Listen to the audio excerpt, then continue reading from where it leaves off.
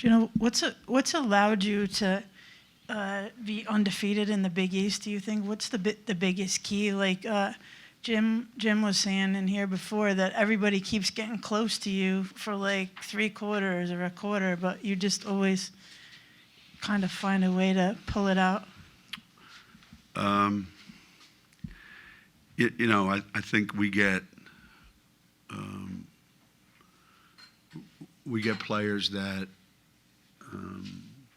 are pretty talented, and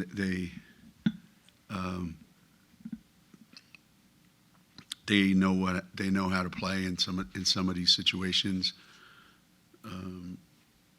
It certainly is getting harder and harder every year. I do think with the teams in our league, the more you play us, that's what happens. Back, I don't know how many Big Easts ago. The more times you play us, the more you get to know how to play us.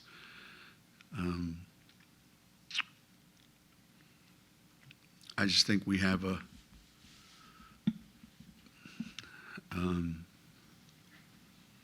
sense, I think, sometimes of the play we have to make. I can't explain it any other way. Geno, it seems like every time we talk to you, it's another milestone. 30 regular season conference championships now, 11 straight, and of course you passed Coach K today. How do you think about those as they're happening, with obviously bigger goals ahead of you?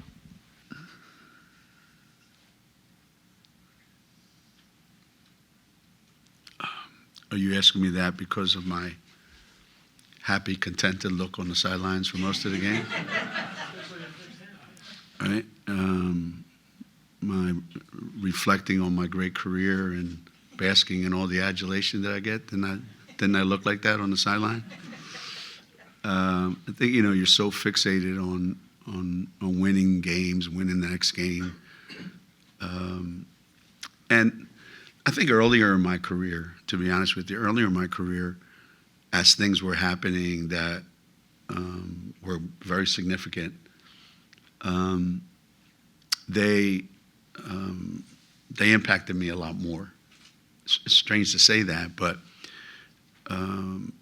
maybe the volume of things that have happened, how many, I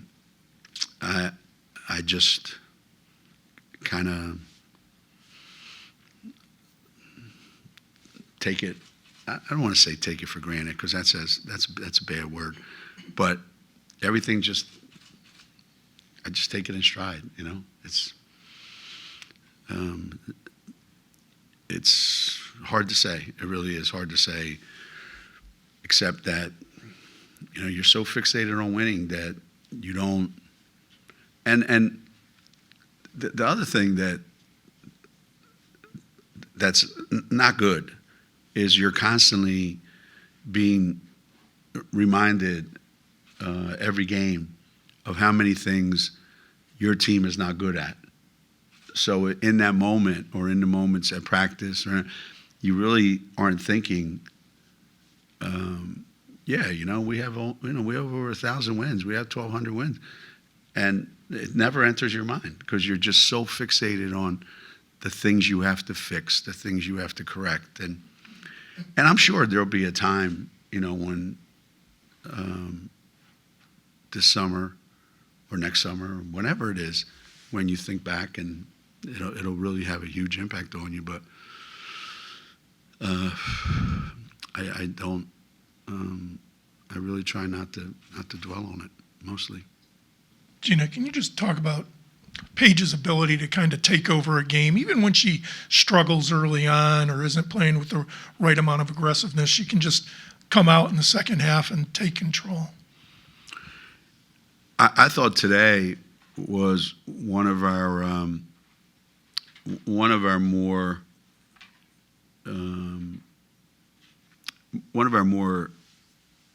gratifying wins, I think.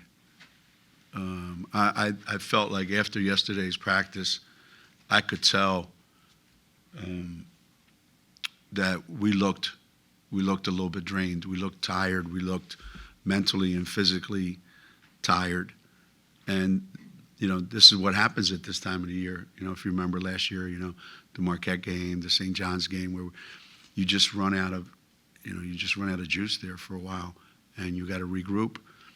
And that first half was a real slog. It was really, really, really difficult to get anything going.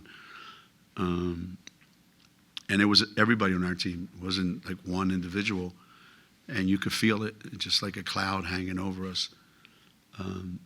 So maybe halftime came at the right time, and we get out in the second half, and I think Paige maybe got her second wind and was able to get some space. We changed up things a little bit and spread the floor a little bit more. And once we did that, there were more spaces for us to, teams are in our league, teams everywhere, they do a pretty good job of just packing in the lane and saying, beat us with jump shots. And so we got to figure out a way to get them out of there. And Paige, she controls the game just by being out on the floor. And sometimes, she gets tired of being held. She gets tired of, how hard it is, to get open. It's just really, really difficult. In the second half, we were able to get her open more. And she doesn't need a lot of room. And she's not quite 100%. She's not been right for about a week and 10 days maybe.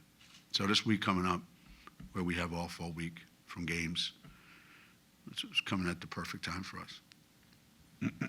Speaking of in the lane, that was one of the most physical defenses Aaliyah has seen in the past, probably since South Carolina for the past week. How do you think she handled that? I think early on there was a lot of there was a lot of activity in the lane. There was a lot of contact. There was a lot going on, and sometimes you get confused as to, all right, what are they letting us do? What are they not letting us do? But Aaliyah's got it very difficult in the lane if we're not making a bunch of threes. That's the only way that we can free her up to do her thing. So when we did that in the second half, it just opened things up for her, and her jump shots have opened things up for her as well. I thought even with the foul situation, I thought she had a great game, but she needs more help, She needs more help, for sure. Geno, what's been key to Aaliyah's development overall throughout her career with you, and even this season? She seems to have kind of reached another level, say around New Year's, and she's getting a lot done. She's also coming up on potentially 1,000 rebounds, and not many of your players have done that. There's some pretty big names on that list, obviously. Yeah. Well, that's the one plus of being the only big guy out on the floor for 40 minutes, right? There ain't a whole lot of the guys that are beating you out for rebounds, but you still have to go get them. And I think her work ethic, we talked about this. Her freshman year her work ethic was through the roof.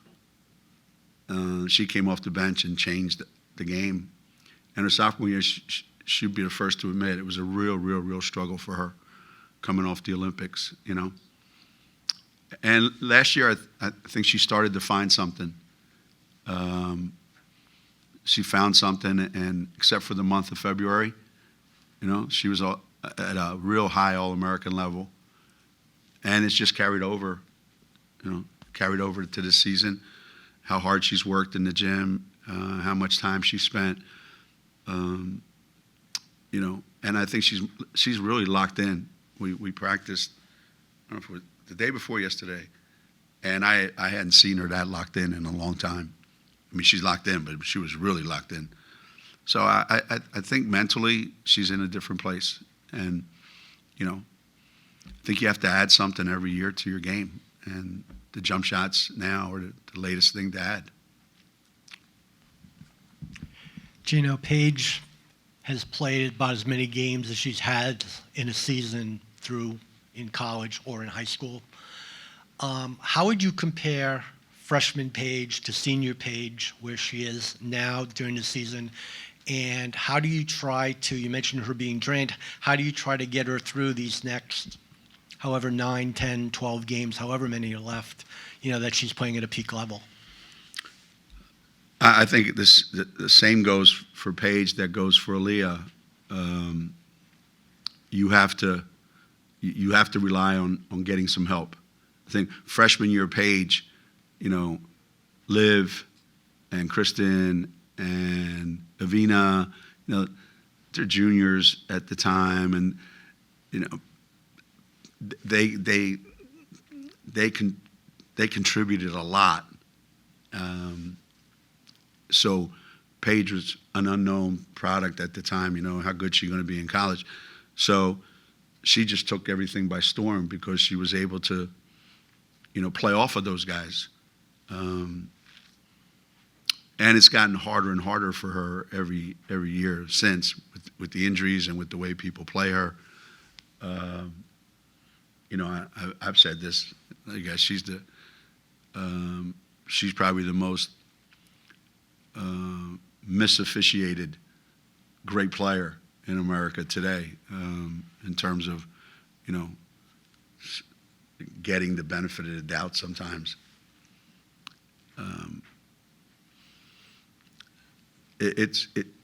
These last however long, this next month, this next 6 weeks, whatever it is, however long we have the ability to play, it's going to be really difficult for her. And especially, you think about this year's Paige and freshman year Paige. Paige has 4 freshmen on the floor a lot of times. There's 2 of them in the starting lineup. That's a lot different than Kristen and Avina. So there's a lot more at stake that she has to try to control.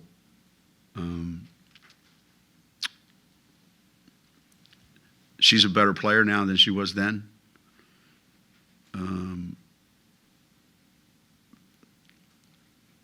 She's reluctantly starting to take more shots and be more aggressive. I think she just wants to win so bad. So, I don't know. We have to figure out a way to keep her fresh somehow.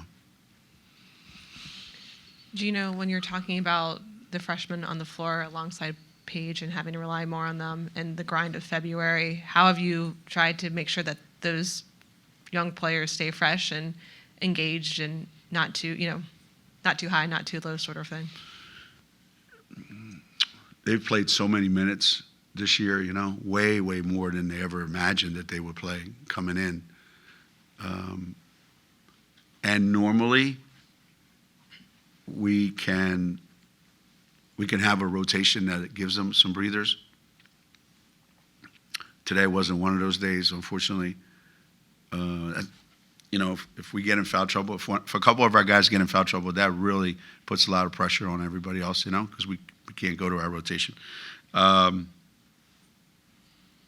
The key is, and this has happened the last couple of years, obviously,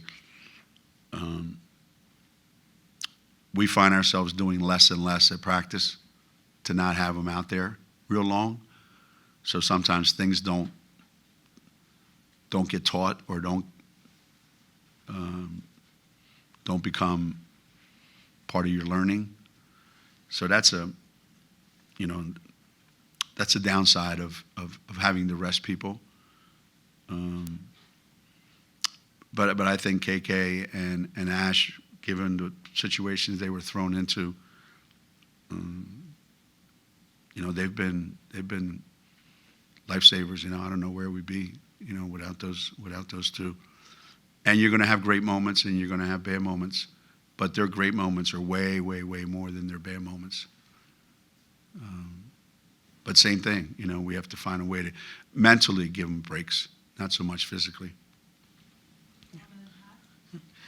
Geno, last Friday obviously was an emotional night in a lot of ways, and now that that's kind of behind and those decisions have been made, do you sense maybe anticipate with Paige feeling less pressure, maybe being a little bit looser because she knows this is not the end, that there's going to be something beyond this year, and that she could just kind of attack the rest of this year, not without that now or never kind of thing hanging over her? Yeah, Paige feeds off of, like most of us do, Paige feeds off of positive things happening to her. And she's the most positive thinking individual that we have, and that, that I've met in a long time. So she always thinks the absolute best of herself, of her teammates, everybody. And I do think she struggled with publicly announcing that she was coming. And I'm like you. I would hope that getting that off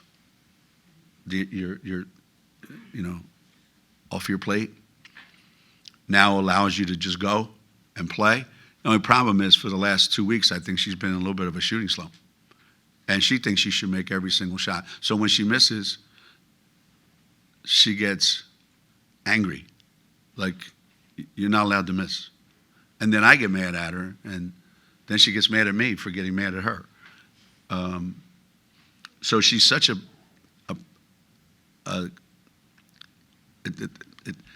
there's a conundrum there. Like, she just plays and doesn't care about certain things, and then other things really bother her. And when they bother her, I think she takes it too personally. So I'm hoping that, shots start dropping for her in practice, and that she just starts to feel really loose and confident. But it's, like, we don't have a lot of scorers on our team, guys where we can just go here. We can throw the ball to Aaliyah, but when people triple team her all the time, we can't just go here. Nika, go get a shot. Or, KK, go get a shot. Play one-on-one. And Paige is probably the only guy on our team that can do that. But if the other guys aren't playing well, she puts even more pressure on herself. So somehow we got to alleviate, all that. But yeah, she's an odd duck, man. She's not. Geno, I know you're a big supporter of the other women's programs around the state, and you don't get to see them as much as you would like. But could you talk a little bit about what Carly Thibault-Dedonis has been doing at Fairfield? They just won their 20th straight. They're on the cusp of making the top 25. Yeah. It's interesting that they I think they surprised a lot of people with their hire, because I don't know that it's not like she was in the area.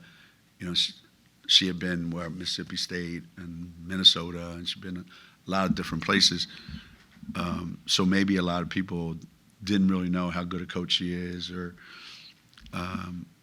what a good recruiter she is. So I know nobody on our staff and nobody at UConn is surprised. And Fairfield's a place that's had success, obviously, in the past, and it's a place that they can have success long term. And so they have the right person. They've got all the pieces in place, and I think she does a tremendous job. 20 in a row is 20 in a row, no matter how you look at it. And it's almost impossible for a mid-major, if you want to call it that anymore, to crack the top 25, in women's basketball. A non-state school, a non-Power 5 school. So for them to be doing what they're doing is pretty incredible, I think. Pretty incredible. I was going to ask if they wanted to play, but I'm not asking anymore. I changed my mind on that one. Ashlyn comes a rebound short of a double-double today, played all 40 minutes. I mean, I know you've talked about her being unusually well-conditioned for a freshman, but, I mean, just how unusual is it to have someone who's that age and can kind of run the floor for a full game like that? Yeah, we've had some freshmen come in and be able to do that. Rare, it's rare though. But she, the way how hard she plays in practice.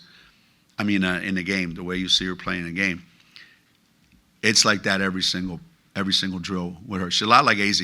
Like every drill is game speed, so she's accustomed to game speed all the time. She doesn't have to all of a sudden change when the game comes.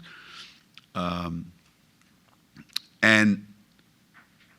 the more comfortable she feels just doing things, she's another one that she worries too much about what I think or what other people think, you know.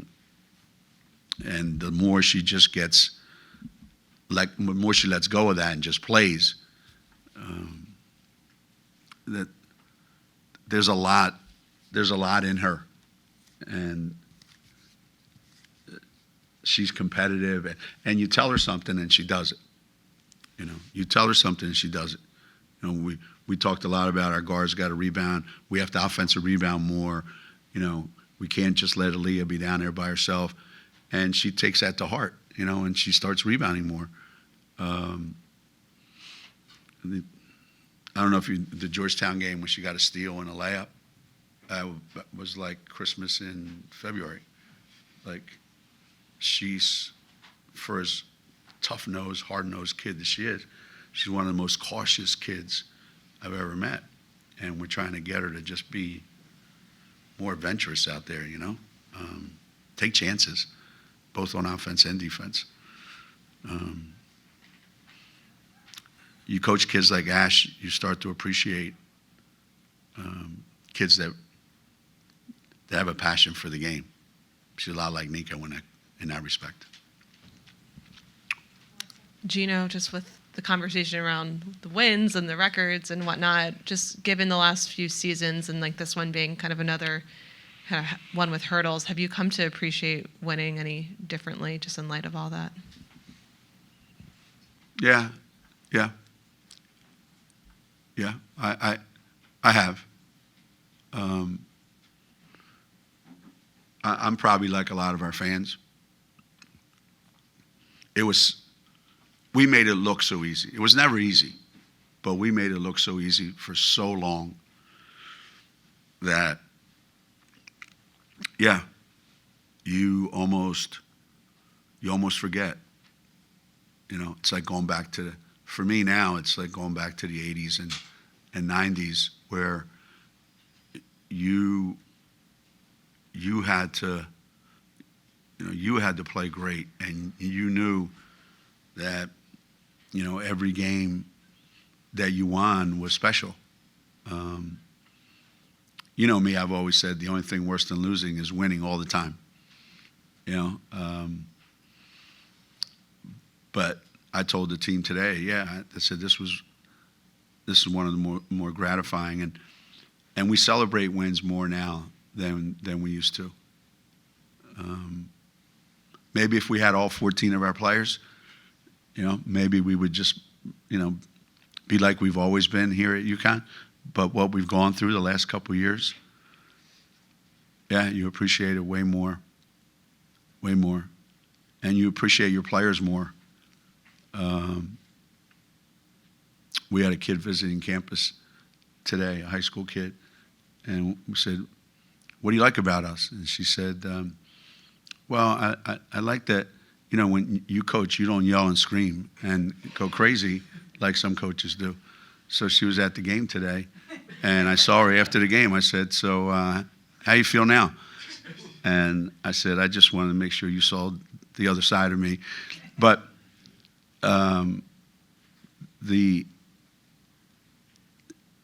the passion and the wanting to win and the energy that goes into it, the feeling like this before every game, it's it's the same as it was, in the 80s. But I just think it means a little more now, It's like when you have it all and somebody takes it away from you, when you get it back, you tend to appreciate it more.